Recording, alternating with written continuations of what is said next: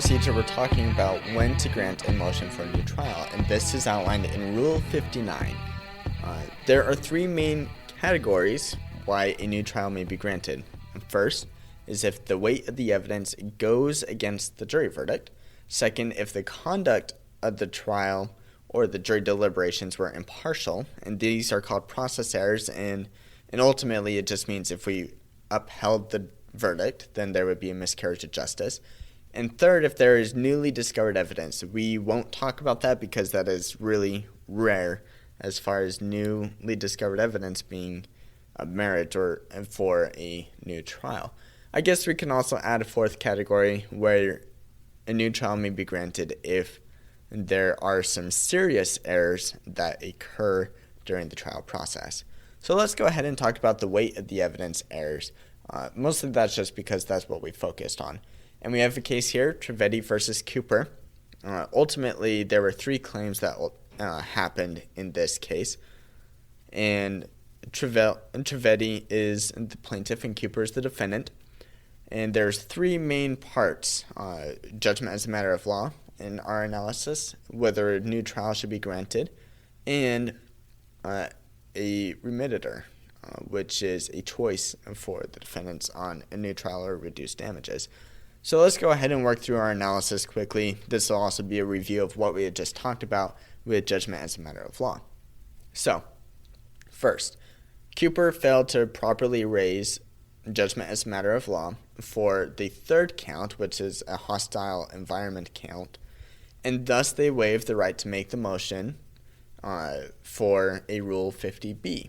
As you recall, Rule 50A is an initial motion before jury deliberation, and if you fail to do that, you can't make a renewed motion, a Rule 50B, after the jury deliberates. For the other two claims, the jury could find either way, and so judgment as a matter of law is not appropriate, and the jury decision on those claims is merited. So, our second part of the analysis is whether a new trial should be granted for the third claim. And initially the court says no, a new trial should not be granted. There is a significant dispute as whether or not it should, because the weight of the evidence does indicate that it could be. Ultimately, I do need to say the weight of the evidence here is something that the judge can determine when they're trying to figure out whether or not to grant a new trial. They can't do it for judgment, but they can for a new trial. So here the judge is going to be weighing the evidence, and the judge here says the evidence far outweighs the jury verdict, which would thus merit a new trial, but I'm going to defer to the jury on to this point because for the third part of the analysis, which is whether a remediator is appropriate. And the court says a remediator is appropriate.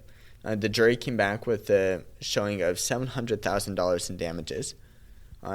For a case much more extreme damages, the highest amount was up to $100,000. And because the evidence here was so inadequate, you can say, $50,000 is the high number that would have been appropriate in this case. And the remediator brings it down to the highest number of damages that could be accepted. So ultimately, that leaves the plaintiff, in this instance, a choice. Accept the $50,000 in damages or have a new trial. You can't appeal this until a final judgment is given. So let's talk about appeals just briefly. A party is not able to appeal a ruling for a new trial.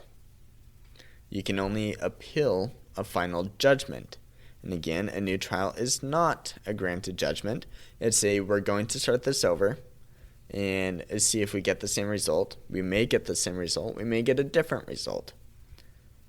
There is an exception to the final judgment rule where you can only appeal on a final judgment, and those are going to be called interlocutory appeals, and these are going to be very rare.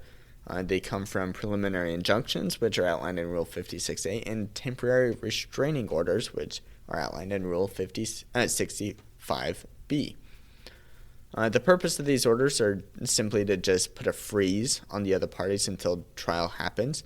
But if the order is denied, and if a judge, if it's an emergency, that the order be granted, then you can directly appeal that quickly to save from that emergency. So, for example, if there's a house that has extreme historical value and is about to be destroyed, you try and get an preliminary injunction or a temporary restraining order, and it fails, the judge denies the motion, well, then you can directly appeal that because it's an emergency to save the home.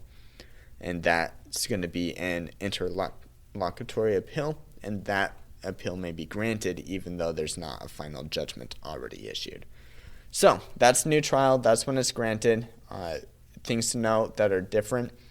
Biggest things to note. Rule 59 is different than Rule 50 and Rule 56 in the sense that this is a new trial. This is not a judgment. And then there's three main categories of why a new trial may be granted. That's going to be the weight of the evidence, which the judge can weigh the new evidence in determining a new trial because he's not weighing the new evidence for a judgment. The conduct of the trial or the jury deliberations, whether there's newly discovered evidence or whether the verdict is in serious error. Have a good one. Bye.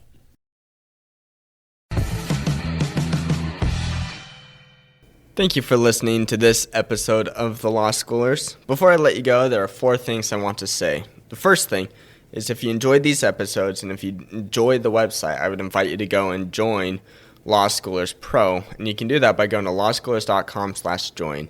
It's a way for you to support us, but there's also a lot of features there that I think you will enjoy.